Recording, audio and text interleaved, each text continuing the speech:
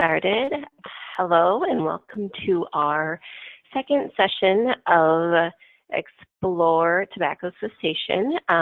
Looks like we have a couple people already on the line, so I'm going to get started. If you do miss a few minutes or you have to jump off, feel free to listen to the recording for the full session, but I think we're going to get started here to take advantage of our time. Hope everybody's doing good today. We have last week talked about our confidence to quit and kind of gave a few resources to kind of gauge that confidence and where you're at with your journey.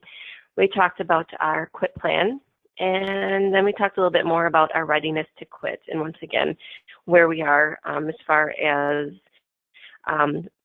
if in fact you are ready, where you are with that readiness confidence. Okay, so today's session, we're going to talk a little bit more about the influence of habits, understanding the influence of your habits and how to change your response. We're going to talk more about that quit letter that we talked about last week, writing out a quit letter to your addiction, and we're going to identify your triggers and how to overcome them. And just as I did last week, I'm going to send out a few additional resources for you to read through when the time is right for you to do that. Okay, so let's get into it. So one of the topics I want to cover is changing your response with anything really, if it's, you know, any goal that you have for yourself, to kind of, you know, reevaluate how we tend to respond to habits, right? So there's a few ways to kind of take a look at that. And really one of them is to identify the habit or behavior you want to change. So for instance, if one of your cigarettes is as soon as you wake up in the morning, kind of taking the time to really identify how you can change the habit or behavior, because most times it is a habit. It's just something that you automatically do. And I do want to say, you know, habits are easy to have and to kind of build. So we have good habits and we have bad habits. So kind of taking a look at what new ways can you kind of develop a new habit when you do have that first cigarette in the morning, or when you do have that cigarette when you get in your car, or when you go out for your break, or, you know, different situations. Another way is to experiment with different rewards by changing your routine a little bit. And a few ideas would be start your day out differently. As I mentioned, you know, if you have that cigarette in the morning, maybe you go for a brief walk, or maybe you, you know, jump in the shower right away. If you normally get coffee and have a cigarette, maybe think about a different option that you could do. You know, grab your coffee and take it with you in the car, or whatever it means for you and your specific daily routine. You know, exploring different healthy habits and opportunities to be kind of keeping your mind off of those habits with new routine is the best way to go about that. Find your cues. A cue is likely, you know, waking up, making coffee, getting in your car. Maybe somebody you know is a smoker, and when you see them, you tend to smoke.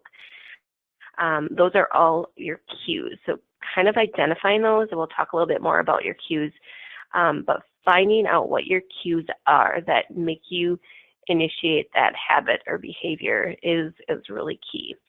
And then create a plan. Like I said, you know, have those opportunities to have a healthy response. You know, like I said, shower right away in the morning, maybe take a walk, maybe, you know, go for a run, maybe whatever it means for you. Develop a plan to have in place to start identifying what that healthy habit can be in place of that cigarette. Last week, we talked a little bit about writing a quit letter, so we'll talk a little bit more about some tips for that. So what I would really say is, you know, really have a time when this is, you know, your mind is clear, you feel positive about this journey, your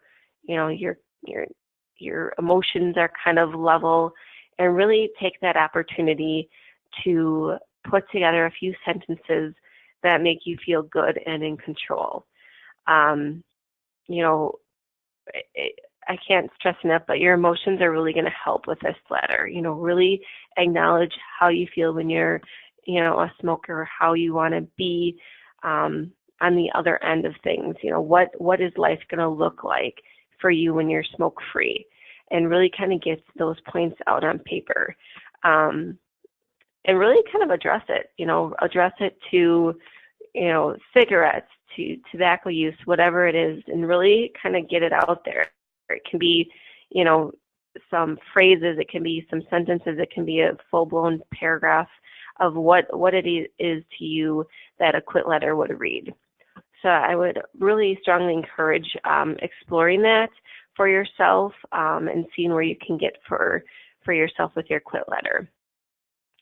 And I apologize, it looks like my slides are out of order here, but back to our cues. So, you know, we were talking a little bit about what some cues could be, you know, if it's drinking coffee or maybe going to a bar and having alcohol.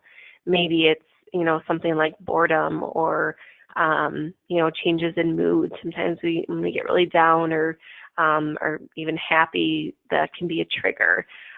Stress is a huge, huge cue for tobacco use. Just physically getting into your car, physically waking up, those type of things are cues. So maybe acknowledge or maybe star the ones that kind of speak to you, and maybe make some notes around the ones that you feel also would fit into this list as well. I apologize once again for having that out of order. And a few of the resources I want to send to you are really speaking to those triggers and really kind of getting out what it means to go through this process. One of the worksheets is to prepare yourself for triggers, and it goes through a handful of questions. And one of them is, what psychological or physiological symptoms of quitting concern you? I think that's a big one to be honest with yourself, to get it out there. We talked a little bit about fear last week, and I think, you know, kind of addressing that fear and kind of getting that past us with what we're going to experience over these next, you know, weeks, months, is a really important place to be, and to kind of be vulnerable with what's going to happen, because that can be a really powerful phase to push through. Another question will be, how can you prepare yourself for those symptoms? You know, we talk a little bit about, you know, how we're physically going to feel, and kind of arming yourself with how you can kind of be proactive with how you're going to feel when you do quit, and kind of acknowledge those symptoms as well. And then once again, kind of getting yourself set up for the day-to-day activities in life that happens. You know, kind of run yourself through the gamut of what a normal day would look like, maybe a work week day and then a weekend day, and kind of acknowledge what those triggers are, those cues are that kind of make you crave that cigarette or have that cigarette. And then start off a list of what you can do to overcome that. You know, if it's those healthy opportunities to get through it. If you're really into working with your hands and you like to, you know, do crafts or woodwork, or if you're kind of into maybe baking or cooking, or if you have some good friends that you can reach out to with a phone call when you do have those moments, those are kind of the time, this is the kind of the time to get those out. So when those times come that you do need support with your triggers, this would be the time to kind of access that list and say, hey, I need help. What can I do here? So I would encourage you to fill out that prepare yourself for triggers worksheet.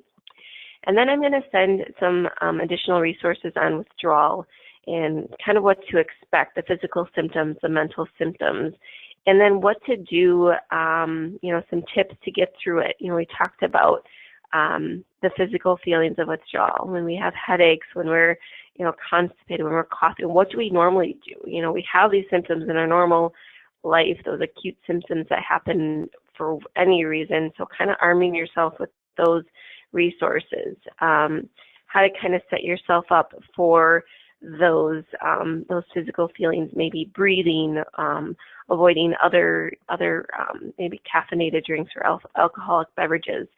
kind of getting to these different phases of how you can arm yourself. And there's a list of withdrawal tips to kind of go through as well. So I'm going to send that over to you with the information from today's session. So hopefully you'll find that beneficial. Quick call today, and we'll plan on talking next time. We're going to talk a little bit more about, well, I'll send the additional resources, but next week we're going to talk about preparing to quit. We're going to go over a lot of the various resources that are available to you that have been proven to be successful for many people. Medications, over-the-counter medications, support groups, etc. So we'll go over that and give you kind of the pros and cons and all you need to know to kind of better arm yourself with the resources available. So we'll talk about that next time. But in the meantime, I hope you guys have a great week, and we'll talk to you next week.